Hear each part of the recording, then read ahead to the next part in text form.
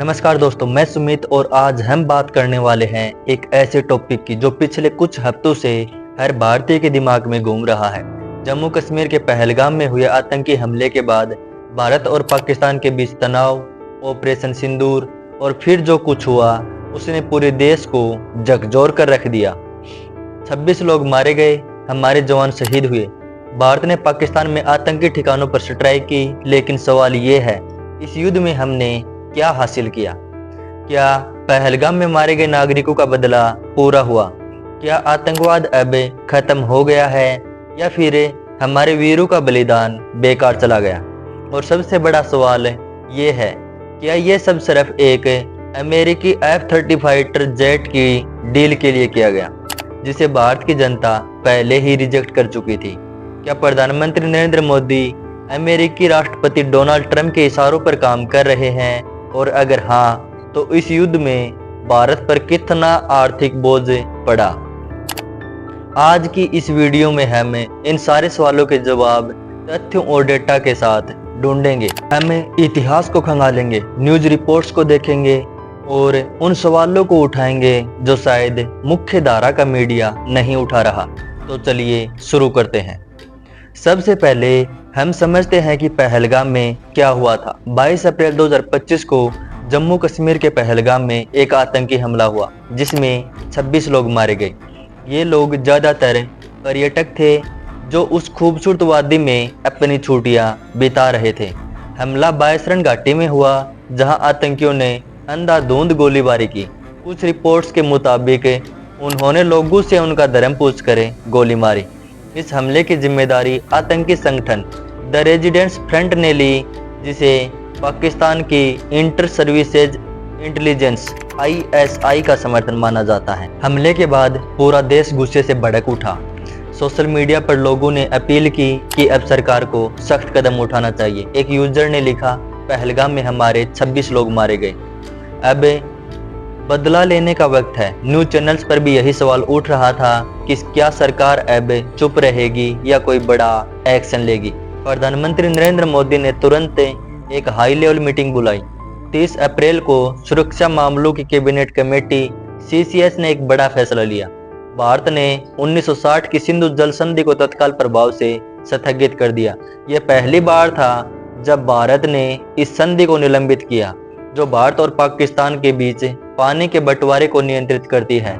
इसके अलावा भारत ने पाकिस्तान से जुड़े कई YouTube चैनलों को भी बैन कर दिया और डाक सेवाएं भी बंद कर दी। लेकिन सवाल ये है, क्या ये हमला रोका जा सकता था? कुछ रक्षा विशेषज्ञों का कहना है कि खुफिया एजेंसियों को इस हमले की भनक पहले से थी, लेकिन समय पर एक्शन नहीं लिया गया।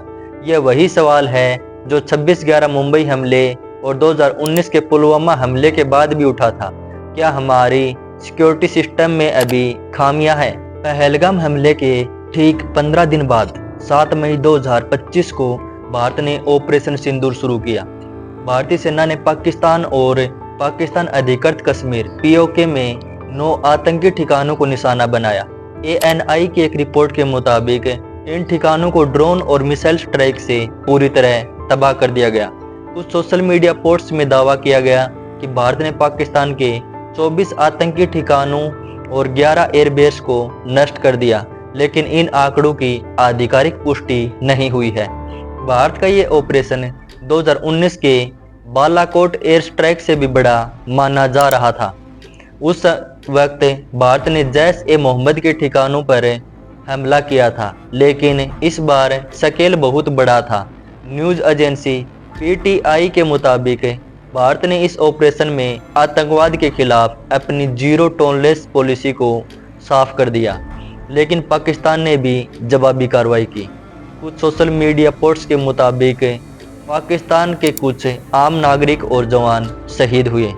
पाकिस्तानी मीडिया ने दावा किया कि उनके आम नागरिक भी मारे गए, लेकिन इन दावों की स्वतंत्र पुष्टि नहीं हुई। इस ऑपरेशन के बाद दोनों देशों के बीच तनाव चरम पर पहुंच गया। दुनिया भर की नज़रें भारत और पाकिस्तान पर थी। अमेरिका, चीन, रूस जैसे देशों ने इस मामले पर बयान दिए। अमेरिकी राष्ट्रपति डोनाल्ड ट्रंप ने कहा, मैंने इसके बारे में सुना। भारत और पाकिस्तान लंबे समय से लड़ रहे हैं। उम्मीद है कि ये जल्दी खत्म होगा। अब आते हैं उस सवाल पर जो हर भारतीय पूछ रहा है, इस युद्ध में भारत को क्या मिला? आइए इसे एक एक करके समझते हैं। पहलगाम में 26 लोग मारे गए थे। ऑपरेशन सिंदूर में भारत ने आतंकी ठिकानों को नष्ट किया, लेकिन क्या उन आतंकियों को मारा गया जिन्होंने पहलगाम में हमला किया था? जवाब है नहीं। एनआईए और जम्मू कश्मीर पुलिस ने इस हमले की जांच को दक्षिणी कश्मीर से लेकर जम्मू के चेनाब और पीर पंजाल रेंज तक बढ़ा दिया, लेकिन अभी तक मुख्य आतंकियों की लोकेशन ट्रेस नहीं हुई। कुछ सोशल मीडिया यूजर्स का कहना है कि भारत ने पाकिस्तान को सबक सिखाया और पहलगाम का बदला लिया, लेकिन दूसरी तरफ कुछ लोग इसे नाकाफी मानते हैं। एक यूजर ने लिखा, पहलगाम के आतंकी अभी तक जिंदा हैं, फिर ये कैसा बदला? हमारे जवान और नागरिक मारे गए और हमने सीज फायर कर लिया। क्या ऑपरेशन सिंदूर से आतंकवाद खत्म हो गया? इसका जवाब भी नकारात्मक है। आतंकवाद एक जटिल समस्या है जिसकी जड़ें सिर्फ पाकिस्तान में नहीं बल्कि कई वैश्विक और क्षेत्रीय कारकों में है। दृष्टि IAS की एक रिपोर्ट के मुताबिक पाकिस्तान की ISI लंबे समय से कश्मीर में आतंकी गतिविधियों को समर्थन देती रही है। ऑपरेशन सिंदूर ने कुछ आतंकी ठिकानों को जरूर नष्ट किया, लेकिन आतंकवाद को जड़ से खत्म करने के लिए एक लंबी और व्यापक रणनीति चाहिए। पाकिस्तान ने हमेशा आतंकवाद को बढ़ावा देने के आरोपों से इनकार किया है।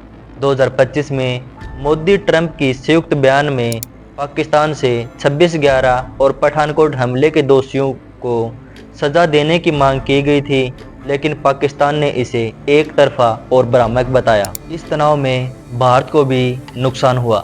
कुछ सोशल मीडिया यूजर्स ने दावा किया कि बॉर्डर पर गोलीबारी में भारत के नागरिक और जवान मारे गए। इसके अलावा इस ऑपरेशन की आर्थिक लागत भी बहुत बड़ी थी।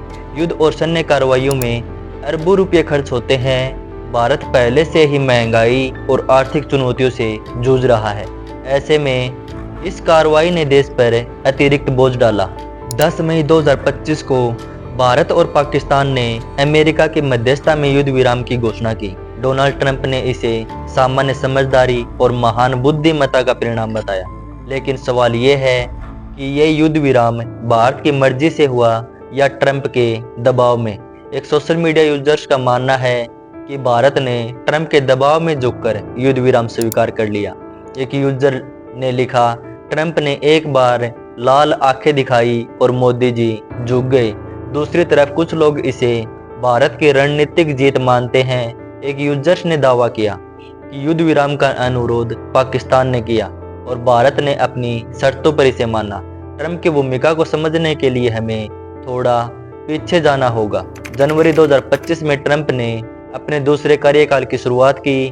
उनके पहले कार्यकाल में उन्होंने पाकिस्तान को आतंकवाद के खिलाफ जवाबदेही तय करने की बात कही थी, लेकिन 2025 में उन्होंने पाकिस्तान को F-16 फाइटर जेट्स के रखरखाव के लिए $397 मिलियन की मदद की। उसी समय उन्होंने भारत को F-35 फाइटर जेट्स की पेशकश की। ये दोहरी नीति भारत के लिए कई सवाल उठाती है। एक तरफ ट्रंप भारत को अपना खास दोस्त बताते हैं, दूसरी तरफ वो पाकिस्तान को सैन्य मदद दे रहे हैं। BBC की एक रिपोर्ट के मुताबिक ये अमेरिका की पुरानी शीत युद्ध वाली नीति का हिस्सा हो सकता है, जहां वो दक्षिण एशिया में दोनों देशों को बैलेंस करने की कोशिश करता है। 14 फरवरी 2025 को ट्रंप ने ऐलान किया कि अमेरिका भारत को F-35 स्टील्थ फाइटर जेट्स बेचेगा। ये जेट्स दुनिया के सबसे उन्नत लड़ाकू विमानों में से एक हैं, जो स्टील्थ टेक्नोलॉजी और उन्नत सेंसर से लैस हैं। ट्रंप ने कहा कि ये डील भारत की हवाई ताकत को कई गुना बढ़ाएगी, खासकर चीन और पाकिस्तान के खिलाफ। लेकिन इस डील को लेकर कई सवाल हैं। सबसे पहला सवाल ये है कि क्या भारत को वाकई F-35 की ज़रूरत है? भारत पहले से ही फ्रांस से राफेल जेट्स खरीद रहा है और स्वदेशी तेजस MK-1A का इंतजार कर रहा है। इसके अलावा F-35 की लागत बहुत ज़्यादा है। एक जेट की कीमत लगभग $100 मिलियन, भारतीय रुपयों में काउंट करें तो 840 करोड़ रुपये है। इसके रख रखाव का खर्च भी बहुत ज़्यादा है। दूसरा सवाल ये है कि क्या भारत ने पहले इस डील को रिजेक्ट किया था। कुछ न्यूज़ रिपोर्ट्स और सोशल मीडिया पोस्ट्स में दावा किया गया कि भारत की जनता ने F-35 को खरीदने से मना कर दिया था, लेकिन इसका कोई ठोस सबूत नहीं मिला। हालांकि ये सच है कि F-35 की आलोचना होती रही है। एलन मस्क ने इसे बेकार बताया था क्योंकि ड्रोन टेक्नोलॉजी ने युद्ध के तरीके को बदल दिया है। तीसरा और सबसे बड़ा सवाल ये है कि क्या मोदी ट्रंप के दबाव में ये डील कर रहे हैं। कुछ विश्लेषकों का मानना है कि ट्रंप भारत से ये डील करवा कर रूस के साथ भारत के सैन्य संबंधों को कमजोर करना चाहते हैं। रूस पहले से ही भारत को Su-57 फाइटर जेट्स की पेशकश कर चुका है। इसके अलावा ट्रंप ने भारत के निर्यात पर 27% टैरिफ भी लगाया है, जिससे भारत की अर्थव्यवस्था पर दबाव बढ़ा है।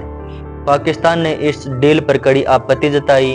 उनके विदेश मंत्रालय ने कहा कि F-35 डील से क्षेत्र में शक्ति असंतुलन बढ़ेगा।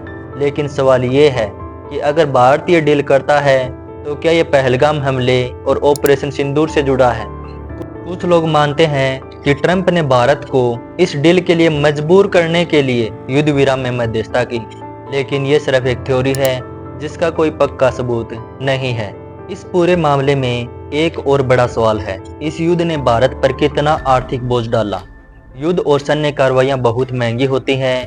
ऑपरेशन सिंदूर में ड्रोन, मिसाइल और अन्य सैन्य संसाधनों पर अरबों रुपये खर्च हुए। इसके अलावा बॉर्डर पर तनाव के कारण भारत को अपनी सैन्य तैयारियों को और बढ़ाना पड़ा। इसके साथ ही भारत पहले ही आर्थिक चुनौतियों से जूझ रहा है। 2025 में भारत के निर्यात पर अमेरिका ने 27% टैरिफ लगाया, जिससे भारतीय अर्थव्यवस्था पर दबाव बढ़ा।